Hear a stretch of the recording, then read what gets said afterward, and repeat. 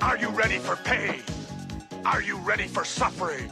If the answer is yes, then you're ready.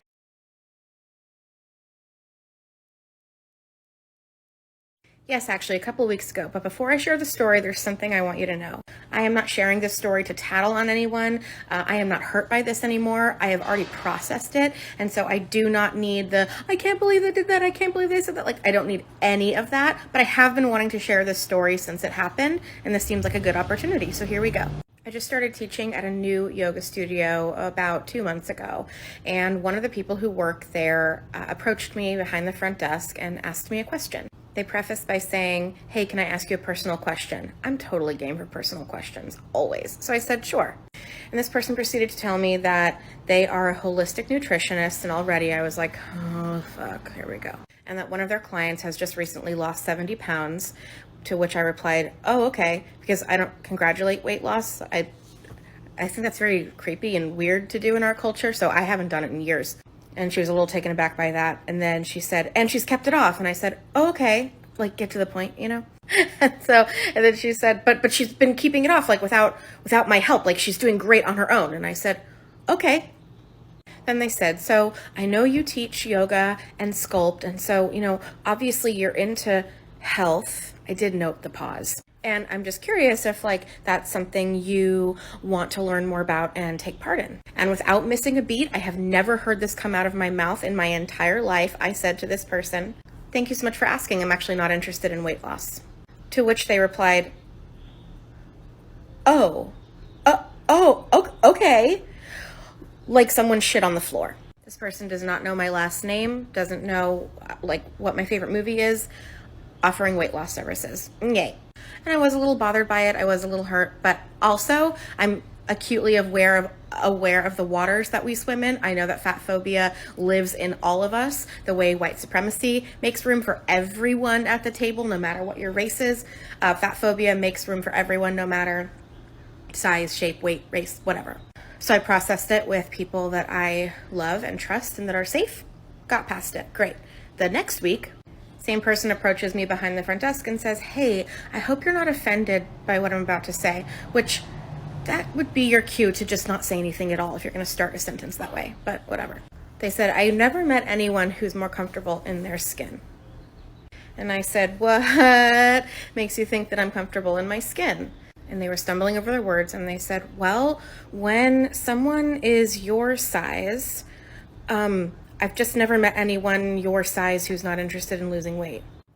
To which I replied, that doesn't mean I'm comfortable in my skin. It means that losing weight or being thin won't help the way I feel in my skin. For the conclusion. Hi, Kelly. Oh, hi, Chucky Sue. Oh, she's so cute. Such a cute hamster. Yeah, I know. Say hi to Rocco, Elmo. Hello, Rocco. Mainstream liberal feminism is one of the big three schools of feminist thought, and it is what most people think of when they think of feminism, especially in mainstream media.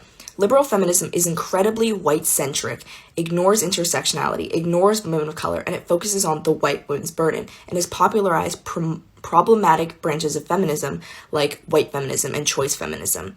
Its goal is to achieve gender equality through political and legal reform within the framework of liberal democracy, but the liberation of women will never happen under the system. Liberal feminism prioritizes assimilation into overarching power structures like the patriarchy. Liberal feminism is made digestible for white audiences, and it brings about no real change, especially for women of color. Mainstream liberal feminism is preventing women's liberation from the patriarchy because liberal feminism promotes the idea that women can live under the patriarchy when real feminism is about dismantling the system altogether. Real feminism is intersectional. I'm a dietitian, and sure, I think nutrition is great, but I also think it's usually hyperinflated in comparison to other important factors that affect health. And boy, do we like to treat certain foods like snake oil health-promoting miracle nuggets while also simultaneously making certain foods out to be an elixir of impending death. But I'm here to tell you that no amount of kale can change someone's personal circumstances in terms of social determinants of health. No amount of quinoa can erase a history of trauma or adverse childhood experiences. And an apple a day won't keep weight stigma away. All of these factors can greatly impact someone's health. And the way we eat is a much smaller portion of the health puzzle than we make it out to be. But it's time to turn the focus to people's lived experiences and how that impacts their health, and just stop for a minute researching the benefits of a blueberry. Fat facts number 7. Fat people can be healthy. Thin people can be unhealthy. Thinness is not a measure of health. You cannot tell the health of someone by looking at their bodies. But, and let me say this louder for the people in the back, health should not be a prerequisite for existence, protection, respect, or love. And let me say this too. If you're judging fat people on the basis of health, be honest with yourself. You aren't concerned with anyone's health. You just want to pass judgment on people. Shawty gon' get that paper. Shawty tongue rip like razor. Shawty got wit, got flavor. Part of my tits and makeup.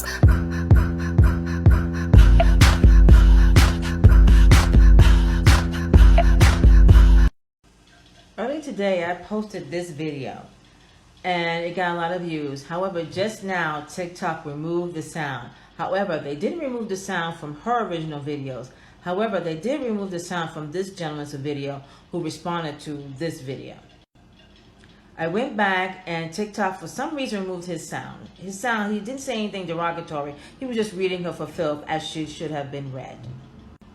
Now I'm going to go back and see if I can put just her video on here, and you guys can, decide, decide what to say and just judge for yourself. I love running through black neighborhoods with my shirt off. I'm going to steal all of your baby daddies. The first reaction was to be violent. And I immediately held back. Why weren't you? You're a big, powerful man. Why didn't you? Say it as it is. I think it's important. My wife, for years, prepared me. She said, if you ever get goaded, if you ever get prodded, if you ever have anyone try to push you into any kind of situation, don't be violent. The thing that calmed me down more than anything, my wife kept holding my hand. She kept grabbing my arm and said, I'm proud of you. Nervous that you'll only ever eat foods that you've always considered to be bad. I started eating intuitively about 2 years ago, maybe almost 3, I guess. But I didn't know that that was a thing at the time. I just grew up watching my sisters, my mom, all of them struggle with food their entire lives. I watched my sisters struggle with eating disorders in their teen years, and that stayed disordered eating into their 20s, and still obsessed with diet culture in their 30s. And my very thin mother, terrified in her 50s about gaining a pound. All of our conversations our entire lives were just about food, but only in a negative way. I realized I just didn't want to live my life like that. It was miserable, so I stopped. I work in the food industry. I'm surrounded by amazing, delicious food all the time, and I was just sick of punishing myself and feeling like I'm restraining myself always. I decided I'd rather gain weight than be miserable, and there were so many more benefits than I ever imagined, but I'm out of time.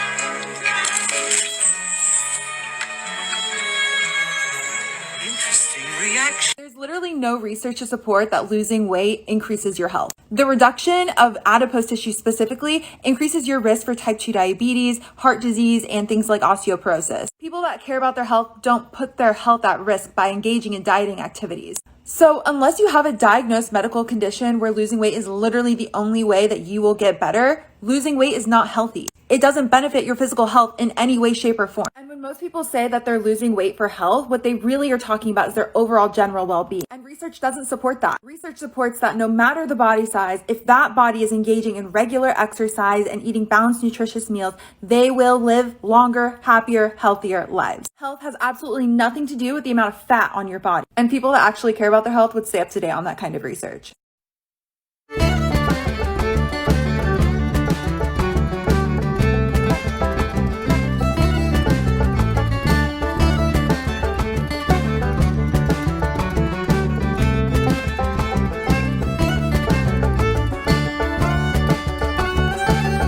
Can't sing songs anymore.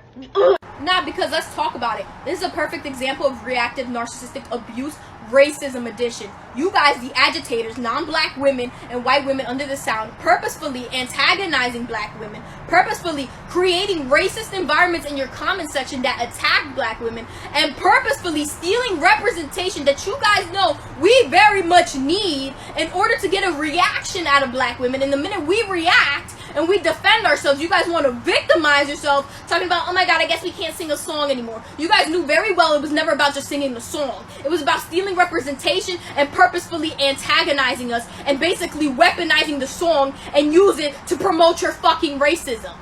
I'm convinced you non-black women, your self-worth is tied to your proximity to whiteness. And you white women, you guys' self-worth is tied to being white. And in this society, whiteness is centered around everything. So when something's not centered around you, you guys don't know how to react. Hence your racism shows.